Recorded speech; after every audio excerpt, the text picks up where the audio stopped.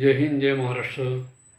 बंधू आणि भगिनींनो, सध्याच्या परिस्थितीमध्ये आपण ज्यावेळेस 1 क्विंटल 2 क्विंटल वर्षभराचं धान्य साठवतो, ते धान्य साठवल्यानंतर आपल्या अशा काही गोष्टी लक्षात येतात की आपण समजा मार्च मे महिन्यामध्ये समजा धान्य भरले वर्षभराचे, तर वर्षाच्या शेवटच्या क्षणापर्यंत त्याच्यामध्ये कीटक वगैरे बारीक सोनकिडे नावाचे प्रकार त्या ठिकाणी होतात आणि ते किडे त्या अन्नधान्याचा, साठवलेल्या धान्याचा नाश करतात.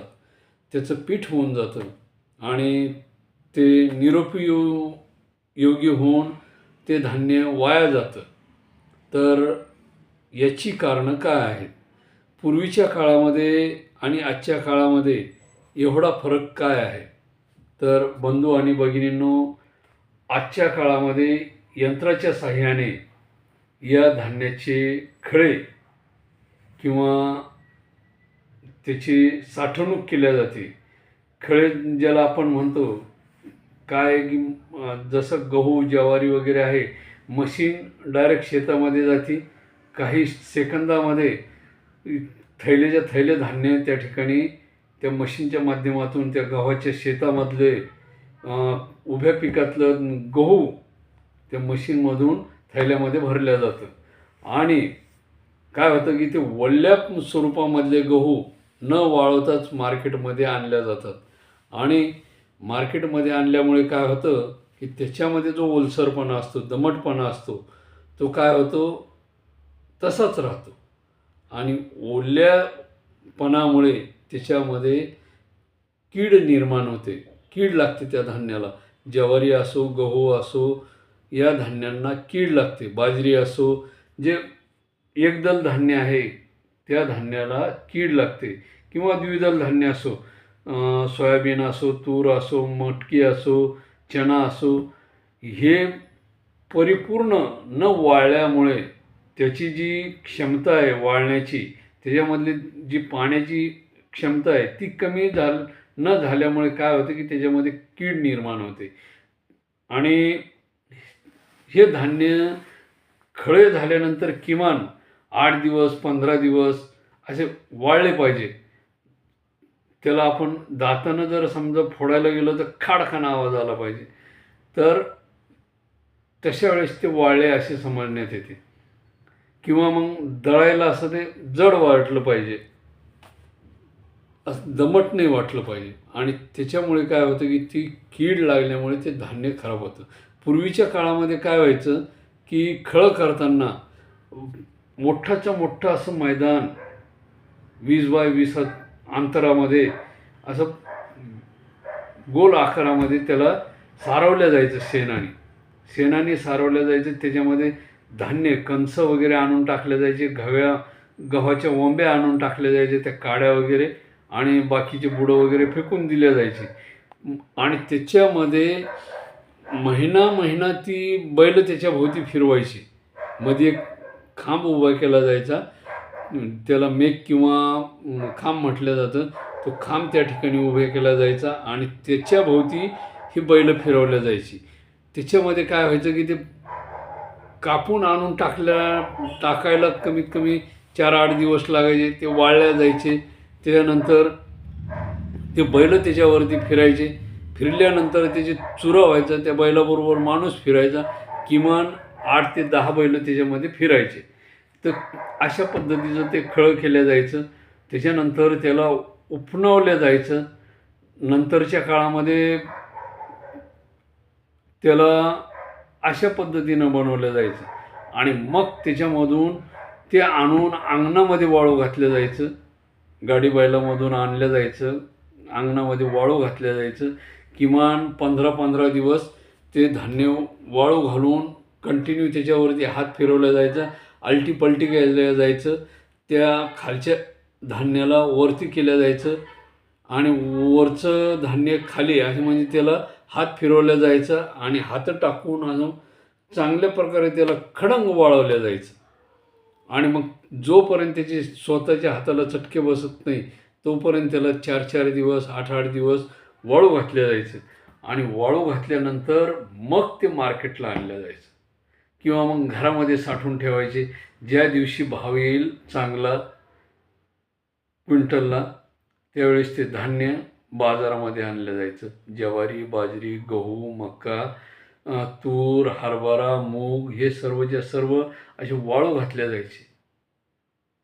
त्या तुरीचं तर असे म्हणजे फळीवर आपटू आपटू त्याचे खळं केलं जायचं. महिना महिना खळं चालायचं. म्हणजे काय जी त्या खळ्याच्या वेळेस जी मजा यायची, तिथं भाकरी घेऊन जायचे. कधी कधी शिळ्या भाकरी न्यायच्या, त्या खळ्यावरती आजूबाजूला बसून खायच्या. मग बाकीचे लोक यायचे, त्यांनी त्या ठिकाणी जेवणं वगैरे करायचे. तोपर्यंत लहान मुलं चिंच वगैरे, कैऱ्या, ही सगळी साधनं, जांभळं, पेरू वगैरे अशी रानमेवा त्या ठिकाणी आणून खायची. तुरीच्या शेंगा ज्या काही कच्च्या असायच्या त्या तिथं खाल्ल्या जायच्या. म्हणजे या अशा प्रकारचं शेतामध्ये जेवण केलं जायचं आणि त्या पद्धतीनं ते खळं वगैरे केलं जायचं. आणि मग हे धान्य मार्केटमध्ये ज्यावेळेस चांगला भाव येईल त्यावेळेस ते मार्केटमध्ये आणलं जायचं. आणि महिना महिना वाळल्यामुळे त्याच्यामध्ये जी क्षमता होती पाण्याची ती कमी झाल्यामुळे ते धान्य असं खणखणीत होऊन जायचं. त्याचा आवाज यायचा, चाळणीवर वगैरे टाकला का त्या धान्याचा आवाज यायचा एक विशिष्ट प्रकारचा. जसा पूर्वीचा रोकडी आवाज द्यायचा का नाही, त्याला चांदवडी किंवा रुपयाचा रोकडी म्हणायचे. बऱ्याचशा चित्रपटामध्ये ते असं रोकडी असा फेकल्याचा आवाज दाखवतात. तो फेकल्यानंतर खणखण आवाज येतो, आताच्या रोकडीचा येत नाही. आताचा रोकडी काय बद्द वाजवतो, त्याचा आवाजच येत नाही. पण त्या रोकडीचा आवाज यायचा. त्या पद्धतीनं ह्या धान्याचा सुद्धा आवाज यायचा. चाळणीमध्ये टाकल्यानंतर खळ वाजायचं ते विशिष्ट प्रकारचं. आणि त्याच्यामधून मग ते चाळून काढल्यानंतर त्याच्यामधल्या काड्या वगैरे काढल्यानंतर चांगल्या भावाने ते चाळणी करून दिल्यामुळे चांगल्या भावाने त्याला पैसा यायचा. आणि मग ते धान्य गिऱ्हाईकाने विकत घेऊन आपल्या घरी साठवल्यानंतर किमान त्या धान्यामध्ये जे समजा लिंबाची पानं वगैरे काय असतील ते त्याच्यामध्ये टाकून अंथरून व्यवस्थित साठवणूक केल्या जायची. पूर्वीच्या काळामध्ये आताच्यासारख्या कोठ्या वगैरे नव्हते. लोखंडी ड्रम, त्याच्यानंतर कणगी नावाचा एक प्रकार होता. तो कणगी कैकाडी समाज नावाचा जो समाज होता पूर्वीचा खेड्यामध्ये, तो जंगलामधून काड्या आणून त्या काड्यापासून 3x5 या स्वरूपामध्ये कणिंग बनवायचे. 3x रुंद आणि 3 फूट रुंद लांब, 2 फूट रुंद आणि 5 फूट हाईटला अशा प्रकारची ती कणिंग राहायची. त्या कणगीला काड्यापासून बनवलेली राहायची. आणि विशिष्ट म्हणजे तिला शेणा मातीची सारवण करून काय करायचं, तिला शेण माती लावून सारून घेतलं जायचं. आणि कीड लागू नये म्हणून त्या शेणा मातीमध्ये काही विशिष्ट चुलीतली राख टाकल्या जायची, ज्यामुळे किडे लागत नसत. हा झाला कणगीचा प्रकार. परंतु काय होऊ लागलं की ह्या काड्याच्या कणगीला धान्याच्या वासामुळं उंदीर लागायचे. आणि उंदीर खालून लागल्यामुळे काय व्हायचे, ते उंदीर त्या धान्याला बाहेर काढायचे. घूस लागायची. पूर्वीच्या काळामध्ये घूस आणि उंदीर हा प्रकार खूप होता. आणि मग त्यामुळे काय व्हायचं की धान्य नुकसान होऊ लागलं. नंतरच्या काळामध्ये बळद नावाचा प्रकार सुरू झाला, जे घराच्या आतमध्ये जमिनीच्या आतमध्ये 5 फूट जमिनीच्या आतमध्ये राहायचं. रूमसारखाच प्रकार राहायचा. चौकडून बांधकाम वगैरे केलं जायचं आणि त्या बळदामध्ये ते धान्य साठवलं जायचं. त्या बळदाची काळजी अशी घेतली जायची, पावसाळ्यामध्ये त्याला कुठल्याही प्रकारचं पाणी लागू नये आणि त्यामुळे ते धान्य खराब होऊ नये अशा प्रकारची त्याची रचना होती. कारण ते भाजलेल्या विटापासून बनवलेलं राहायचं. कुठल्याही प्रकारचं आजूबाजूचं पावसाचं पाणी, नालीचं पाणी त्या बळदाला लागू नये अशी रचना त्या बळदाची केल्या जायची. आणि त्याच्यामध्ये क्विंटलाने धान्य साठवलं जायचं.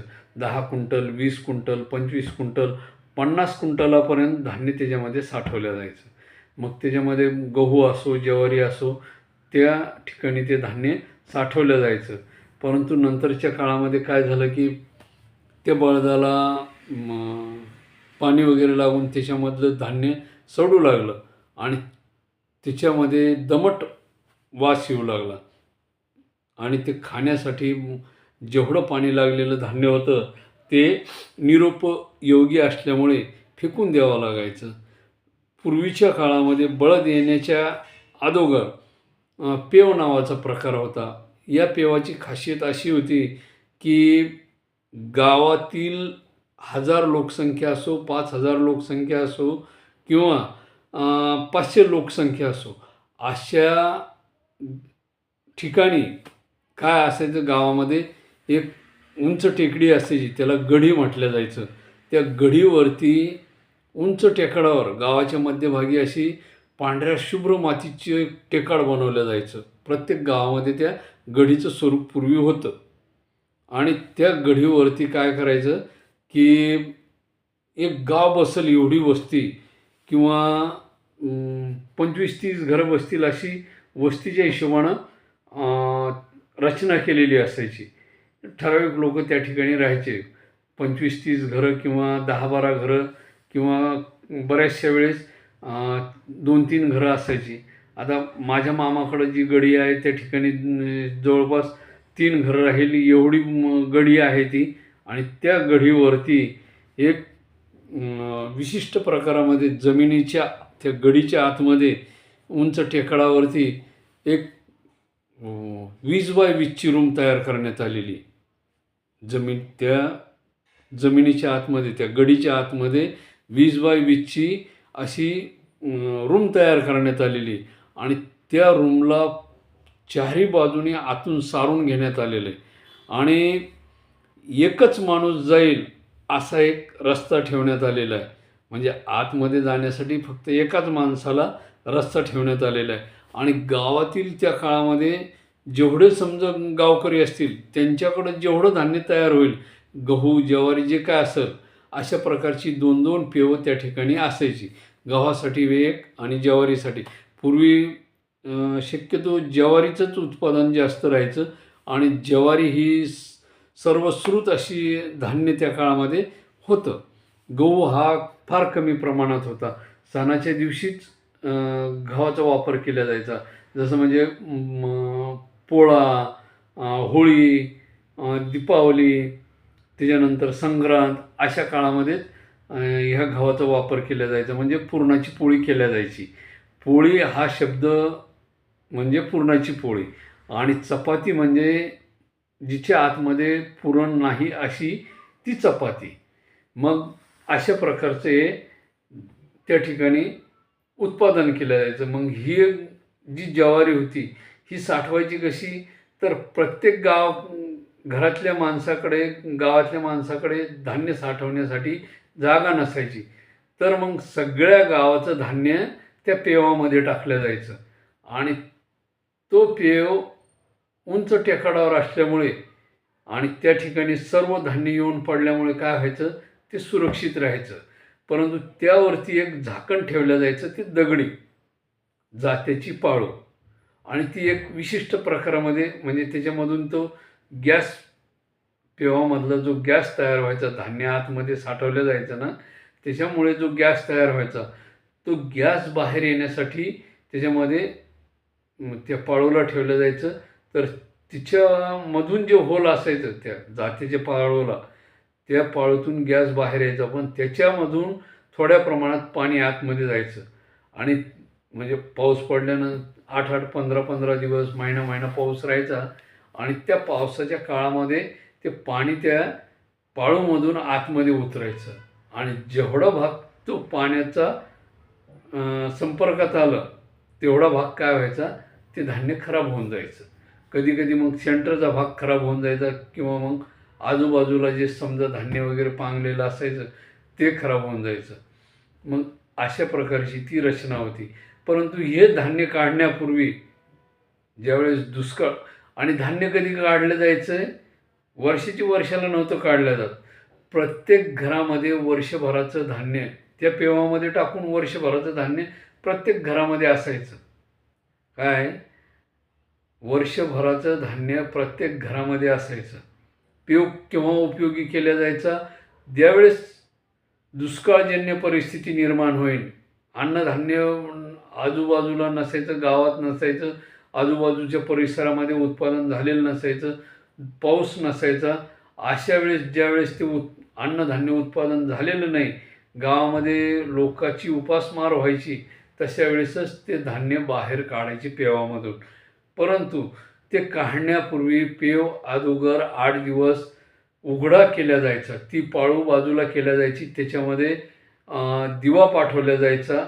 8 दिवसानंतर काय असायचं, ती पाळू बाजूला केल्या जायची, त्याच्या बाजूला चौकडून कोणी पडू नये म्हणून संरक्षणासाठी आजूबाजूला काट्या वगैरे लावल्या जायच्या, किंवा कुठला हिस्त्र पशु साप वगैरे त्यामध्ये जाऊ नये या दृष्टीनं, कुत्रा वगैरे जाऊ नये त्या दृष्टीनं त्याच्या भोवती काट्या वगैरे लावल्या जायच्या. आणि त्याच्यातून तो गॅस परिपूर्णरित्या बाहेर निघाल्यानंतर आतमध्ये एक दिवा सोडला जायचा. तो दिवा जर व्यवस्थितरित्या पेटलेला आढळला तरच माणूस आतमध्ये उतरला जायचा. अशा प्रकारची ती रचना होती. आणि मग ते धान्य बाहेर काढून, खराब झालेलं जे धान्य होतं, ज्याचा वास यायचा, ते धान्य बाजूला काढून फेकलं जायचं. आणि मग त्या पेवामधून धान्य काढून गावामध्ये वाटलं जायचं, गावातल्या लोकांना ते खाण्यासाठी दिलं जायचं, जेणेकरून त्या दुष्काळजन्य परिस्थितीमध्ये त्या धान्याचा उपयोग व्हावा ह्या दृष्टीने त्या गढीवर त्या पेवाची निर्मिती केलेली असायची. असे प्रत्येक छत्रपतीच्या किल्ल्यावरती रचना केलेली असायची. त्याला बळद किंवा पेव असे म्हटल्या गेलेले आहे. पूर्वीच्या किल्ल्यामध्ये धान्य साठवण्यासाठी पेवाचा वापर करण्यात आलेला आहे. जर समजा दुष्काळजन्य परिस्थिती निर्माण झाली तरच त्या धान्याचा वापर केला जायचा. एरवी ते धान्य 12 वर्ष 15 वर्षे त्या जमिनीच्या आतमध्येच राहायचं. फक्त ते खराब काय व्हायचं की पाणी जर आतमध्ये उतरलं तरच ते धान्य खराब होऊन त्याचा वास यायचा, आणि उम्मट अशा प्रकारचा वास यायचा. धान्य खायला चांगलंच असायचं, पण विशिष्ट प्रकारचा वास यायचा, त्याला कीड लागत नव्हती. असं ते गरमाटीनं काय व्हायचं, आतमध्ये गरमाट राहायची ना, आजूबाजूच्या भागाचं जे भिंतीला खेटून जे धान्य राहायचं त्या धान्याचं पीठ व्हायचं, मधलं धान्य जसेल तसंच राहायचं. मग अशा प्रकारची संरक्षण यंत्रणा पूर्वीच्या काळामध्ये धान्य साठवण्यासाठी करण्यात येत असे. आणि आज आपण धान्य आणलं की दुसऱ्या किंवा तिसऱ्या महिन्यामध्ये त्याला कीड लागते. त्याच्यामध्ये आपण भले इंजेक्शन टाकतो, गोळ्या टाकतो, केमिकल वापरतो, ते बोरिक पावडरचा वापर करतो, तरीही कीड लागते म्हणजे लागते, आळ्या होता म्हणजे होता. अशा प्रकारची पूर्वीच्या काळातली ही आधुनिक पद्धतीची रचना आपल्या पूर्वजांनी ग्रंथामध्ये, काय आपल्या भारतीय ग्रंथामध्ये अनेक संशोधनं करून ठेवलेली आहेत. परंतु आपण त्याचा अभ्यास न केल्यामुळे आपल्याला ती समजत नाहीत, उमजत नाहीत. आज विज्ञान ज्या गोष्टी करते चमत्कारिकरित्या, आपण त्याला काय म्हणतोय, चमत्कार मानतो किंवा नवीन प्रयोग मानतोय. परंतु ह्याच गोष्टी पूर्वीच्या काळामध्ये आपल्या पूर्वजांनी हजारो वर्ष लिहून ठेवलेले आहेत.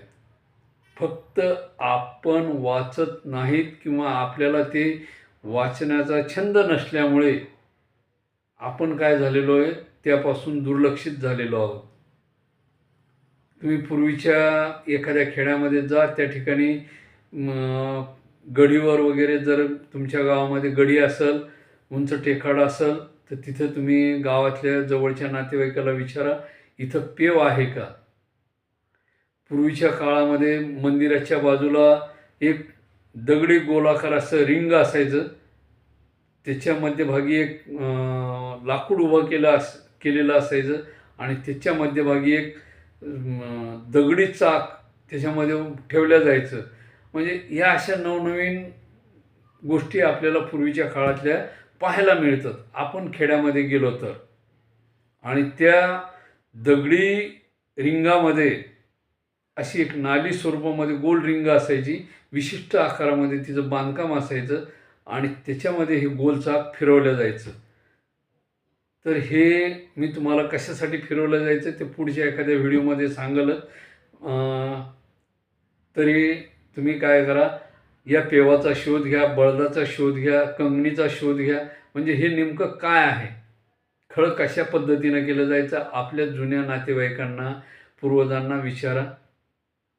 हा शोध आपल्या पूर्वजांनी कधी, कसा, कोणत्या परिस्थितीमध्ये लावला, या सर्व गोष्टी तुम्हाला त्या काळातल्या तुमच्या जवळच्या नातेवाईकाकडून ऐकायला मिळतील. गावामध्ये जर गेलात, जर गाव व्यवस्थित असेल, सुव्यवस्थित असेल, तर तुम्हाला ते बळद, पेव, कंगणी वगैरे पाहायला मिळतील. आणि प्रयत्न करा, संशोधन करा, शोध घ्या. जुन्या गोष्टी फार अमूल्य अशा स्वरूपाच्या आहेत. आजही तुम्ही गड किल्ल्यावर गेलात तर तुम्हाला त्या ठिकाणी बळद, पेव, हौद या अशा प्रकारच्या गोष्टी पाहायला मिळतील. जय हिंद, जय महाराष्ट्र. हा व्हिडिओ आपल्याला कसा वाटला, काय वाटला, शेअर करा, इतरांना लाईक करा, कमेंट करा. जय हिंद, जय महाराष्ट्र, जय धन्यवाद.